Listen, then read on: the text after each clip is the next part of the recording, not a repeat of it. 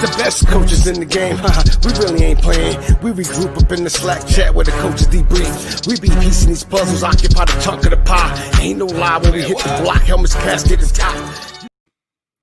What's up, everybody? Welcome back into the DFS Army Bowl Call Fantasy Football Waiver Wire podcast, brought to you by No House Advantage Props for Cash site. Go over there, use deposit code ARMY, and get a $20 match. Each week on this podcast, we will bring you the best waiver wire pickups, some waiver wire strategy, some questions if you have them. And again, it's week 7, so your team is starting to take shape right here. By the way, I'm at Alan Seslowsky on Twitter. Give me a follow.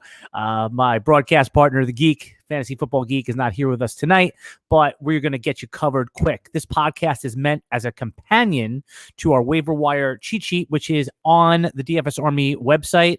Just if you're a member, just go there, click on the season-long tab, and everything is there. I usually update it on Monday nights, and then I tweak it as the week goes on. So it is there for you. And what we're going to do, like I said, is give you the best waiver wire pickups for the week. I'm just tweeting as I'm talking to you guys too. All right, here we go. So your team is hopefully is doing well. What we're going to do here is going to try to tell you what to spend on these players too. And I know sometimes it's tough because every league is seasoned a little differently. So you're going to have to adjust these bid suggestions for your flavor of the league. All right, this week, it goes without saying, and we try to do is that players that are less than 40% owned, like 35% owned. So if a player is like 45 or 50% owned, I usually don't talk about them. But if you have Mike Williams for some reason, if he was dropped or just not picked up, he's on your waiver wire. He's just around that 50% mark. Absolutely pick him up. He had a monster game, and he should continue to thrive with Justin Herbert. So I don't want to talk too much about him. I was surprised to see that Philadelphia Eagles Travis Fulgham was on the waiver wire. He's only owned in 39% of leagues. Now, again, I know do you know his backstory? His backstory is pretty amazing. He was drafted, cut twice in the NFL. He's only been playing football for a handful of years, but he has showed out. He's actually displayed that monster upside multiple weeks in a row. Hopefully, we've been telling you in the DFS Army Slack chat to pick him up for a few weeks. But if he's out there in your league, Travis Fulgham, not only is he a play, he's an every week starter. So he is my number one priority waiver wire pickup of the week. And people often ask, so how much should I bid? Should I use the number one waiver wire priority on him? Yes, this is the type of player. It's very rare that a wide receiver comes along and you can plug and play him every week. Think about the injuries to the Philadelphia Eagles. Jalen Reagor, the rookie, is coming back. He's coming back, but maybe not this week, but he's not there yet. Both tight ends have been KO'd for a little while. You have Dallas Goedert, who's been out, and Zach Ertz hasn't been producing for you anyway. So you absolutely want to get Travis Fulgham in your lineup. Some of us picked him up last week, and we put him on our bench saying, it's the Baltimore Ravens. We don't want to play him against the Baltimore Ravens. And what did he do? He produced again. So Travis Fulgham, number one waiver wire pickup of the week.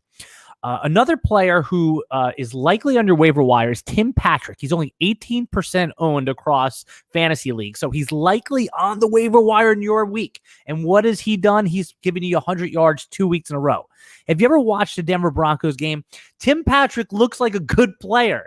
He's like totally under the radar. He almost looks like a Cortland Sutton clone in a way, right? But he moves like a gazelle. He catches the football. He gets you some yards after the catch. And more importantly, he is one of the most credible targets on the team. We all want Jerry Jeudy to be a thing, and I'm sure he's going to be a fine player. He's going to have a pop week, but Tim Patrick is the number one passing target on the Denver Broncos. He's absolutely a priority ad, and you don't have to spend more than $6 or $7 to get him in your. Is he worth the number one priority? Probably not. You can let your waiver wire run and then pick him up at the end. He is on a bunch of waiver wire lists this week, so he may not be as under the radar as I'd like him to be, but in your average league, and even in some sharper leagues, I have seen, and again, I don't mean that the average leagues aren't sharp players. I just mean like your casual office league versus your league of maniacal friends, your crazy friends that absolutely just live and breathe and eat fantasy football. So Tim Patrick not only is a player I'm picking up, I'm starting him in a bunch of leagues. I mean, it's a reasonable question to say, should I start Juju Smith-Schuster or Tim Patrick at this point? Yes, that is a reasonable question. Okay, moving down the list of wide receivers you could pick up. Keelan Cole. Keelan Cole, he's producing for you. Okay, so again, he's a $5 5%er. He's part of the game plan. DJ Shark just doesn't look exactly like himself yet, and he could have some lingering issues. And Keelan Cole is a player you're certainly going to pick up. You could use him. He's in a couple weeks in a row he has produced, so absolutely. This is a player that does not a brand name that you might be able to get. Hey, Sterling Shepard of the New York Giants, is he on your waiver wire? According to my list here, he's only about 33% owned. A lot of leagues this year added an IR spot. So if you had Sterling Shepard, he might be on somebody's IR spot. Usually in our leagues, we don't have IR spots. But this year, more leagues, because of COVID, added those IR spots. So Sterling Shepard might be another 3 or 5% guy you can get on there. Preston Williams should be out there in a lot of your leagues. I'm seeing here he's about 30% owned.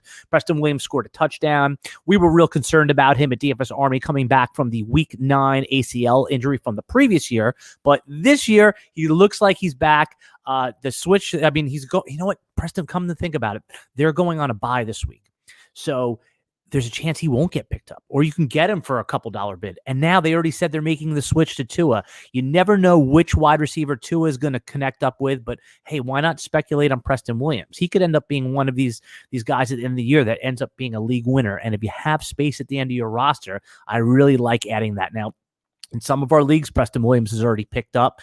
That's too bad. So we can also pick up some boring guys. Some boring guys on my list are like Adam Humphries, who's only 7% owned.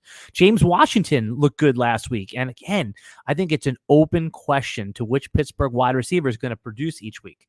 We all love having Chase Claypool on the roster, but Juju Smith-Schuster is not a guarantee to produce. And as you saw last week with Deontay Johnson out, it was James Washington that led the team.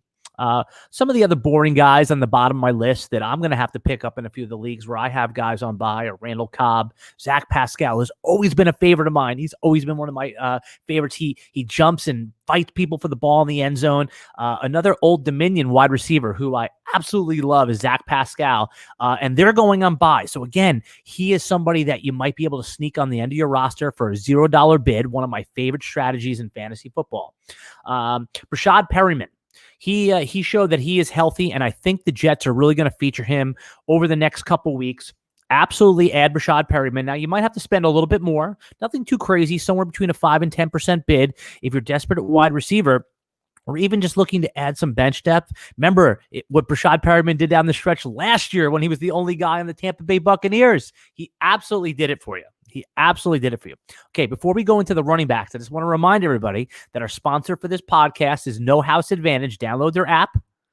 Go to their website and play. It's one of these props for cash sites, but it's a very uniquely positioned in the fact that you can order the props how you want. And with baseball, with the World Series coming on tonight, they have amazing baseball props. As soon as I'm done with this live stream, I'm going over there to No House Advantage. I'm going to use the code ARMY so I can get my deposit match, and I'm going to do some baseball props. I'm not even a big baseball guy, but when I have investment, when I have a sweat going in the game, I'm going to be glued to the TV set.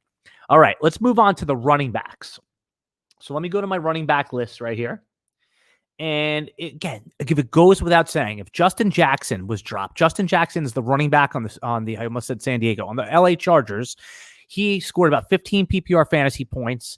Austin Eckler's out. He emerged over the rookie Josh Kelly last week, and he's absolutely plug him in and play him this week. He's about 50% owned. So in most of our more than casual leagues, he's on a roster. But for some reason, if he's out there, go pick up Justin Jackson. Hey, by the way, real quick, do me a favor. If you're enjoying this podcast, or even if you're not enjoying it, share it. Give me a heart. Give me a like, subscribe, do all the YouTube things, all the Facebook things. It helps me with the people that I have to answer to and show that this podcast is giving out some value. So do me a favor, just hit that like button if you're watching now. I could see you out there watching, or just hit the share button, or you can even leave a comment. That's fine too. So if you do those things, I'll love you for life. All right, moving on. Running backs. We talked about, so Boston Scott is the first player on my list. Now, Miles Sanders owners, you had to go to Boston Scott once already this year, and it didn't work out. That said, we know Miles Sanders is going to be out for about 2 to 4 weeks. I would say, get it in your mind you're not going to have him for 4 weeks, probably 3 weeks.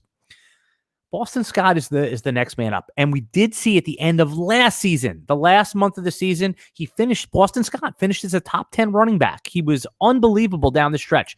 The Eagles are going to need him. He is a capable pass catcher. So, I've listened to some other waiver wire shows, and I agree with the general consensus that Boston Scott is not a push your chips in player, but I would still want him on my fantasy team. I'm a little bit more bullish on Boston Scott than the market, only because we've seen him do it before.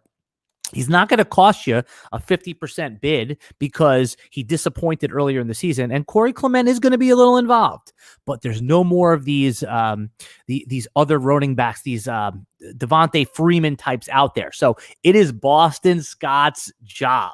Okay, there's no one to bring in anymore.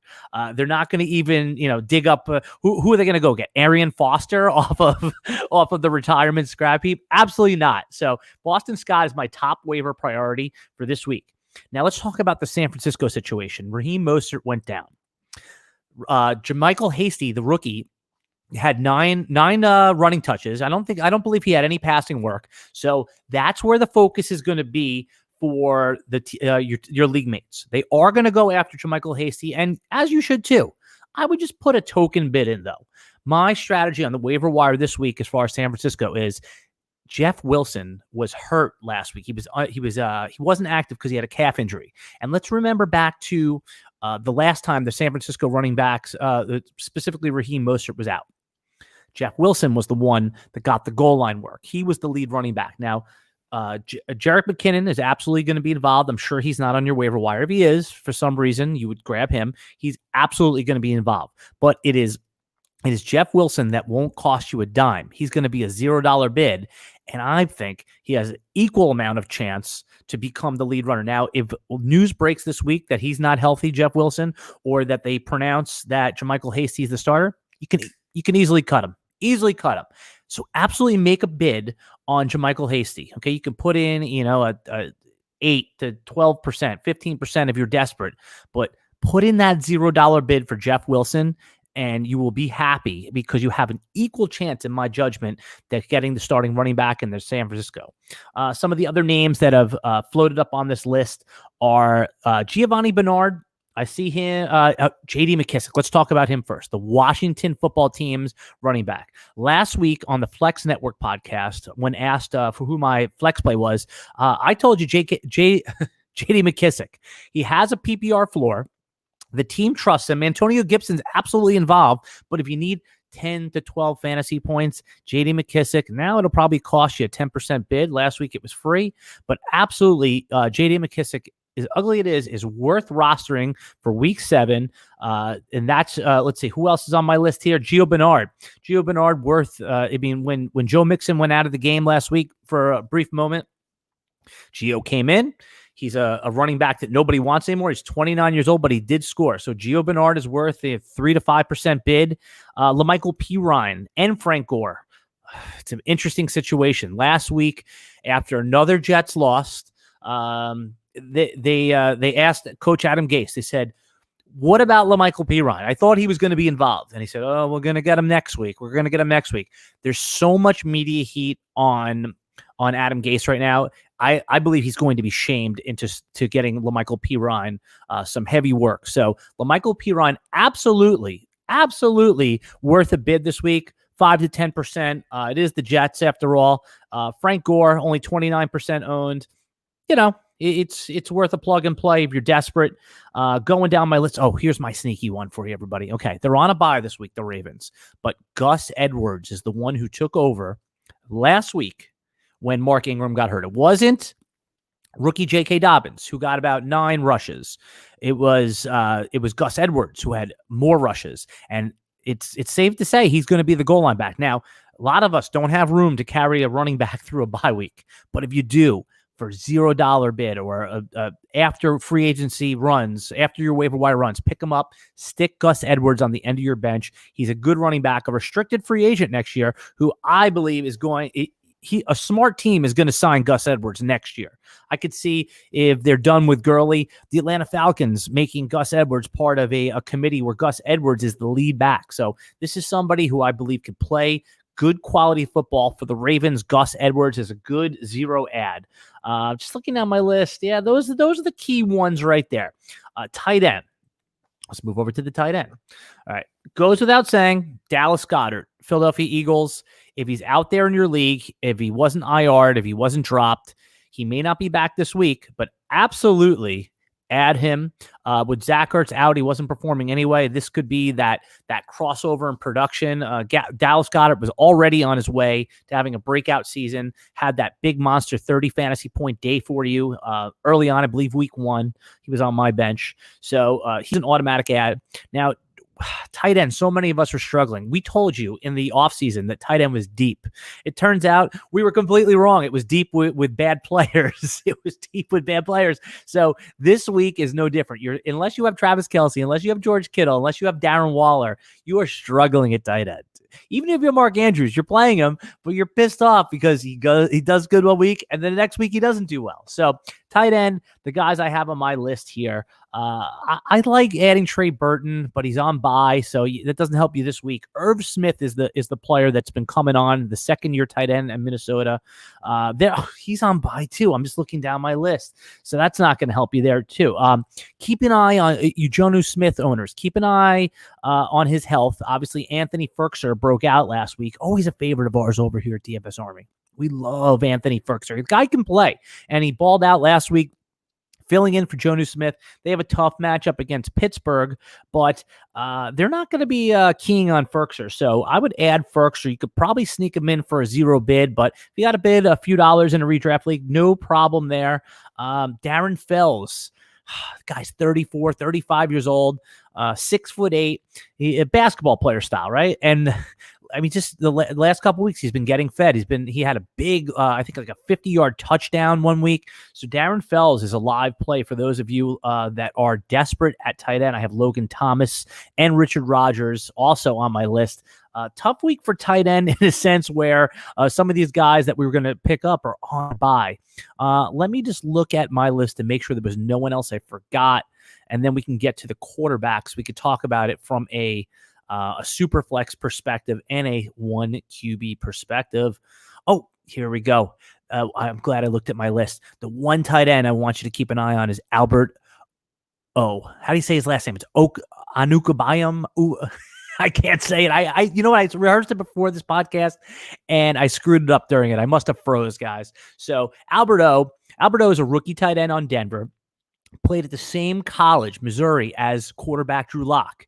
So looking back at their time together at Missouri, Drew Lock relied on Albert O as a red zone and an end zone weapon. So what happens in Drew Lock's return? He targets Albert O 6 times, and I believe 4 of those were in the end zone. Now, he didn't turn out with a ton of production, but Noah Fant is likely to be out this week again, and I think Albert O is a sneaky plug and play. I put him in my $0 bidding column for roster watch this week, but I am absolutely not hiding that fact that you should go out and add him, and I don't think anybody's going to be on him in your league. So he's 0% owned. He's literally not owned in any fantasy league. 0%. That's got to be a mistake.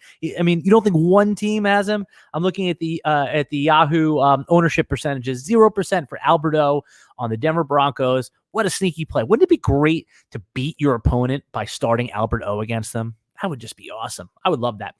So if you don't have any tight end options, I mean, like I said, Richard Rodgers on the Philadelphia Eagles, if none of the other tight ends play.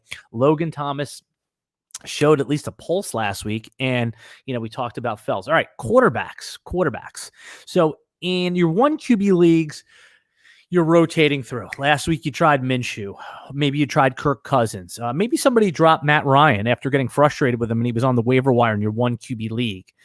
Just keep cycling through. In your super flex leagues, all the quarterbacks are drafted. All the backup quarterbacks are likely drafted too. So what do you got to do? You got to speculate. A couple guys you could speculate on are Case Keenum. He is the quarterback for the Cleveland Browns, who was brought into action when Baker Mayfield couldn't go last week. Now remember, Case Keenum played under coach Kevin Stefanski, the current coach of the Cleveland Browns, when they were in Minnesota. That's when Case Keenum brought them deep into the playoffs that year. So he's a player I'm adding in Superflex leagues.